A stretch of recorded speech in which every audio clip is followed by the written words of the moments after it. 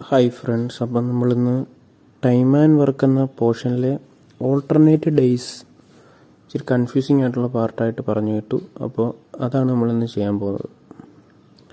അപ്പോൾ അതിൽ ആദ്യത്തെ question, A and B can do the work in 12 and 18 days.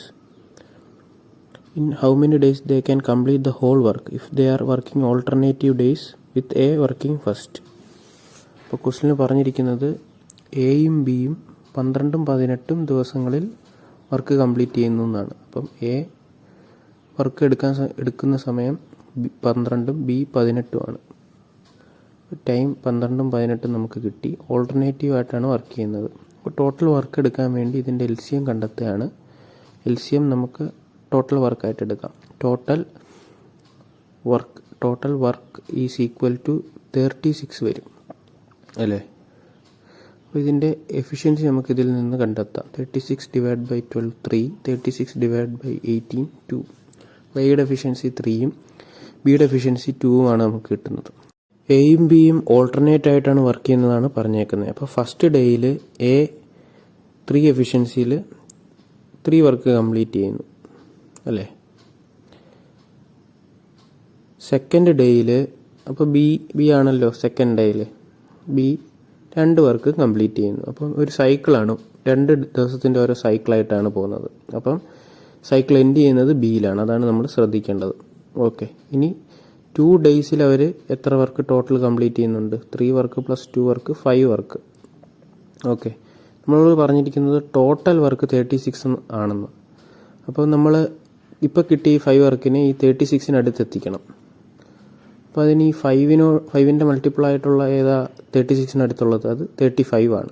അപ്പോൾ 5 × 7 35 എന്ന് നമ്മൾ എഴുതുന്നു. അപ്പോൾ നമ്മൾ ടോട്ടൽ വർക്കിനെ 7 വെച്ച് മൾട്ടിപ്ലൈ ചെയ്ത പോലെ തന്നെ ഈ 2 ഡേയ്സ് എന്നുള്ളതിനെയും നമ്മൾ 7 വെച്ച് മൾട്ടിപ്ലൈ ചെയ്യണം. അപ്പോൾ ഇവിടെ 35 വർക്ക് വന്നാൽ ഇപ്പുറത്ത് നമുക്ക് 14 ഡേയ്സ് വരും. ഇതിനർത്ഥം എന്താ? 7 സൈക്കിളുകൾ കംപ്ലീറ്റ് ആയെന്നാണ്. കംപ്ലീറ്റ് ആകുമ്പോൾ ഒരു സൈക്കിൾ കംപ്ലീറ്റ് ആകുമ്പോൾ ബി ആണല്ലോ അവസാനിക്കുന്നത്.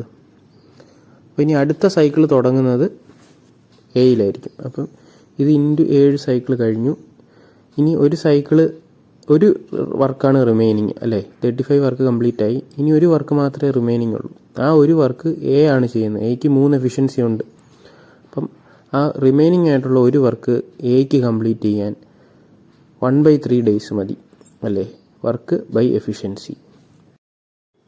അപ്പം ടോട്ടൽ എയും ബിയും കൂടെ വർക്ക് ഓൾട്ടർനേറ്റീവ് ആയിട്ട് കംപ്ലീറ്റ് ചെയ്യാൻ 14 ഡേയ്സും പിന്നെ ഒരു 1/3 കൂടെ കിട്ടും. 14 1/3 ഡേയ്സാണ് നമ്മുടെ ആൻസർ. നമുക്ക് നെക്സ്റ്റ് പ്രോബ്ലത്തിലേക്ക് പോകാം. A can complete a piece of work in 18 days, B in 20 days, C in 30 days. B and C together start the work and forced to leave after 2 days. The time taken by A alone to complete the remaining work. ഇതാണ് problem. ഇവിടെ പറഞ്ഞിരിക്കുന്നത് എക്ക് 18 ഡേയ്സും ബിക്ക് 20 ഡേയ്സും സിക്ക് 30 ഡേയ്സും എടുക്കുന്നതെന്ന്. അപ്പോൾ നമുക്കത് note ചെയ്യാം. എക്ക് total time taken by A എന്ന് പറയുന്നത് 18 ആണ്, ബിയുടേത് 20 ആണ്, സിയുടേത് 30 ആണ്. അപ്പം 30യുടെ ഒരു മൾട്ടിപ്പിൾ ആയിരിക്കും ഇതിൻ്റെ LCM വരുന്നത്. LCM ആണ് നമ്മൾ ടോട്ടൽ വർക്കായിട്ട് എടുക്കുന്നത്. നമ്മൾ 180 എടുത്തു കഴിഞ്ഞാൽ നമുക്ക് 18 and 20 വെച്ച് ഡിവൈഡ് ചെയ്യാൻ സാധിക്കും. അപ്പം ടോട്ടൽ വർക്ക് നമ്മൾ 180 എന്നുള്ളത് എടുക്കാം.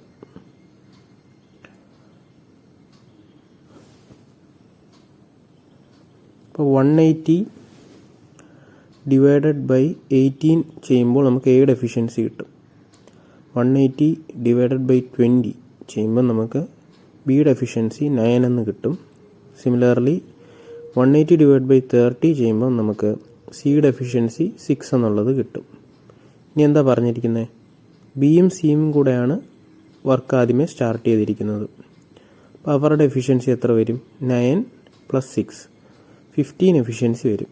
അവർ 2 ദിവസം വർക്ക് ചെയ്തെന്നാണ് നമ്മളോട് പറഞ്ഞേക്കുന്നത്. അപ്പോൾ ബി + സി 15 എഫിഷ്യൻസിയിൽ ബിയും സിയും കൂടെ വർക്ക് ചെയ്യുമ്പം 2 ദിവസം വർക്ക് ചെയ്യുമ്പോൾ നമുക്ക് എത്ര കിട്ടും? ടോട്ടൽ 30 വർക്ക് കംപ്ലീറ്റ് ആയെന്ന് മനസ്സിലാവും. പക്ഷെ നമ്മൾ ടോട്ടൽ വർക്ക് എത്ര? 180 വർക്കാണ്. ബിയും സിയും 30 വർക്ക് ചെയ്ത് കഴിഞ്ഞു. അപ്പോൾ ഇനി ബാലൻസ് റിമൈനിങ് എന്ന് പറയുന്നത് 180 മൈനസ് 30 വർക്ക് 150 വർക്കാണ്. അതാരാണ് ചെയ്യുന്നതെന്നാണ് പറഞ്ഞേക്കുന്നത്? എ. അത് എത്ര സമയം കൊണ്ട് ചെയ്യും? 150 വർക്ക് ഡിവൈഡ് ബൈ എയുടെ എഫിഷ്യൻസി 10. അപ്പം നമുക്ക് എത്ര കിട്ടും? 15 ഡേയ്സ് എന്നുള്ളതാണ് ഈ ചോദ്യത്തിൻ്റെ ഉത്തരം. അടുത്ത ചോദ്യത്തിലേക്ക് പോകാം. A and B together can complete a work in 3 days. They started together, but after 2 days B left the work.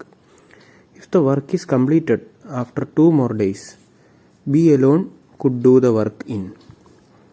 ഇതൊരു സ്പെഷ്യൽ ടൈപ്പ് ഓഫ് ക്വസ്റ്റ്യൻ ആണെന്ന് വേണമെങ്കിൽ പറയാം. നമുക്ക് ചെയ്ത് എടുക്കാവുന്നതേ ഉള്ളൂ. നമുക്ക് നോക്കാം. എയും ബിയും ഒരു വർക്ക് ടുഗദറായിട്ട് കംപ്ലീറ്റ് ചെയ്യാൻ 3 ഡേയ്സ് വേണമെന്നാണ് പറഞ്ഞിരിക്കുന്നത്. അപ്പോൾ നമുക്കതൊന്ന് എഴുതാം. എ പ്ലസ് ബി 3 ഡേയ്സ് കൊണ്ട് എടുക്കുന്നു. അപ്പോൾ നമുക്കിവിടെ ടോട്ടൽ വർക്ക് എടുക്കാൻ വേറെ ഒരു ടൈം നമുക്ക് തന്നിട്ടില്ല. അതുകൊണ്ട് നമ്മൾ ജസ്റ്റ് ഈ 3 തന്നെ നമ്മൾ ടോട്ടൽ വർക്കായിട്ട് എടുക്കുക. അപ്പോൾ ടോട്ടൽ വർക്ക് 3 ആയിട്ട് എടുത്താൽ നമുക്ക് എയുടെയും ബിയുടെയും എഫിഷ്യൻസി എത്ര കിട്ടും? 1 എന്ന് കിട്ടും. കിട്ടി. ഇനി അവരൊന്നിച്ച് 2 ദിവസം വർക്ക് ചെയ്തു എന്നാണ് പറഞ്ഞിരിക്കുന്നത്. ദേ start together but after 2 days B left the work. അപ്പോൾ ഒന്നിച്ച് 2 ദിവസം ഒരു വർക്ക് ചെയ്തിട്ടുണ്ട്. ഒരു എഫിഷ്യൻസിയിൽ 2 ദിവസം വർക്ക് ചെയ്താൽ എത്ര വർക്ക് കംപ്ലീറ്റ് ആവും? 2 വർക്ക് കംപ്ലീറ്റ് ആവും.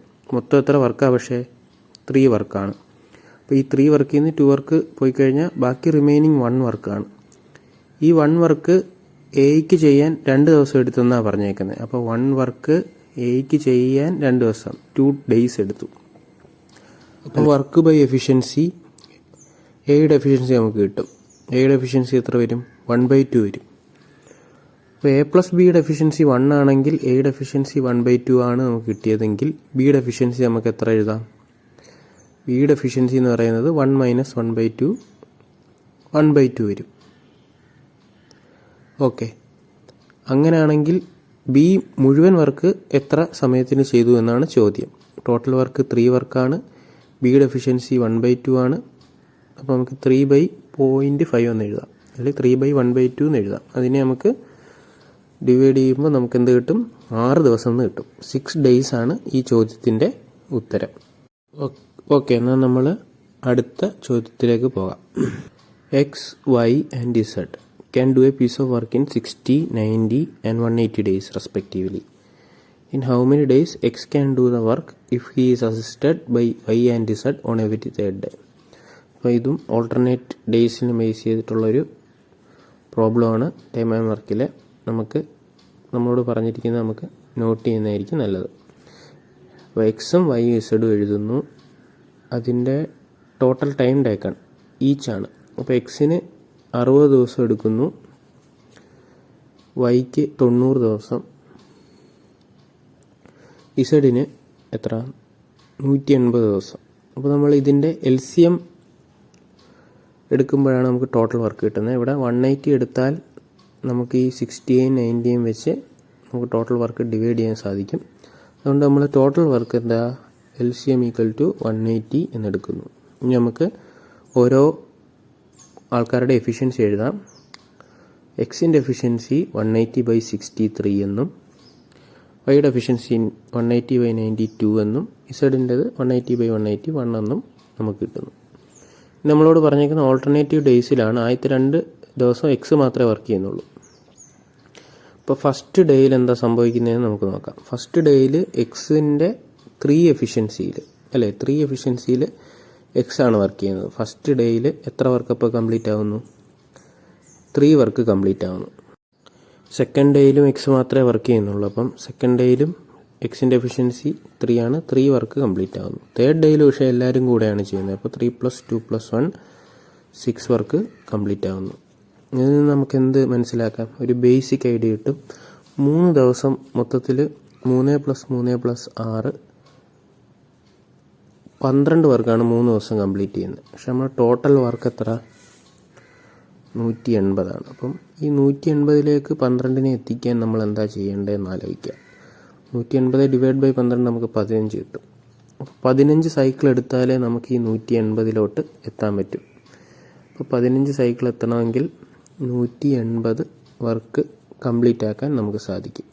ഇപ്പോൾ നമ്മൾ വർക്കിൽ 15 വെച്ച് ഇൻറ്റു ചെയ്തതുപോലെ തന്നെ ഈ ടൈമിൻ്റെ കേസിൽ നമ്മൾ 15 വെച്ച് ഇൻറ്റു ചെയ്താൽ അല്ലെ മൾട്ടിപ്ലൈ ചെയ്താൽ നമുക്ക് 45 ഡേയ്സ് എന്നുള്ള ഫൈനൽ ആൻസർ കിട്ടും. അപ്പം അങ്ങനെയാണ് ഈ ടോട്ടൽ ടൈം നമ്മൾ കണ്ടെത്തുന്നത്. ഓക്കെ, അടുത്ത ചോദ്യത്തിലോട്ട് പോകാം. അപ്പോൾ ഇതിൽ പറയുന്നത് ഗീതയും സ്വാതിയും 8 മണിക്കൂറും 12 മണിക്കൂറും റെസ്പെക്റ്റീവായിട്ട് എടുക്കുന്നു. അവർ ആൾട്ടർനേറ്റീവായിട്ടാണ് വർക്ക് ചെയ്യുന്നത്. ഗീതയാണ് വർക്ക് സ്റ്റാർട്ട് ചെയ്യുന്നത്. ആ ടൈം നമുക്ക് ലാസ്റ്റ് നോക്കാം. അപ്പോൾ ഗീതയും സ്വാതിയും, ഗീത ടൈം എടുക്കുന്നത് 8 സ്വാതി 12 മണിക്കൂർ.